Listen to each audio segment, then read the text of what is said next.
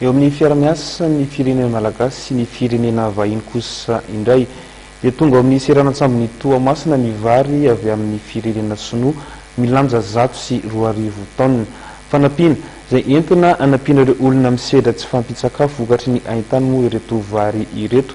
Tonga nitsaina izany tany Toamasina ny filohan'ny Repoblika Ery Rajaonarimampianina lotrony ny Masovo Sinoa miasa somonina eto amintsika. Roa volana taorian'ny dian'ny filoha Chine, tonga tao Toamasina ny ampahany tamin'ireo fanampiana ara-tsakafo nampanantenainy ny fanjakana Sinoa. Vary mitentina 420 miliara ariary, ny total 304 taona, ka ny 10 taona amin'ireo no efa tonga ny 3 jona farany teo, ary tonga omaly kosa ny 102 taona. Raha ny fantatra dia afaka 2 volana no tonga ny ampahany manaraka.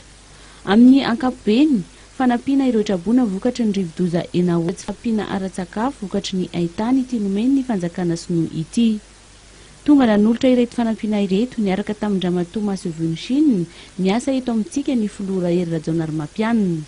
Porofo zao raha ny nambarany fa efa mipetraka hatrany ny fifandraisana eo amin'ny firenena rotonta. Ary tiako averina izany na ny amin'ny andrefa na ny amin'ny atsinana na ny amin'ny avaratra na ny karaha dia mila ny fiarahamiasa amin'ny firenena rehetra. Petsaka ny zavatra ilayntsika eo fampandrosoana an'ity firenena ity. Maro ny asa izay tsy maintsy ho tanterahantsika hampandrosoana ny firenena mba ahazoan'ny vahoaka tena misitraka an'izany ary fotoana zao izay anaovana an'izany. Ary raha natoa misy izao fiarahamiasa miaraka amin'ny firenena Sinoa izao dia satria misy ny fahavononan'ny rotonta androso tsy eo amin'ny fanomezana tahaka izao ihany fa eo amin'ireo foto-drafitr'asa lehibe izay ho atao hampandrosoana ny firenena. Apahany amin'ireo fanampiana nampanantenaina ho an'i Madagasikara ihany ireto tonga ireto, fa ankoatra izay dia mbola misy ihany koa ny fanamboarana foto-drafitr'asa samihafa.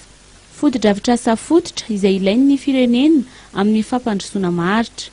Ary koa satria tao amin'ny seranatsambo ny Toamasina no nandraisana ireto vary avy amin'ny fanjakana Sinoa ireto dia natsidiky ny filoha Rajaonarimampianina fa efa nomboka tsy ho ela ny asa fanitarana ny seranatsambo ity. Efa andalana ihany koa ny fanamboarana ireo lalam-pirenena samihafa toy ny RN10 mampitohy Anambovombesy sy Toliara.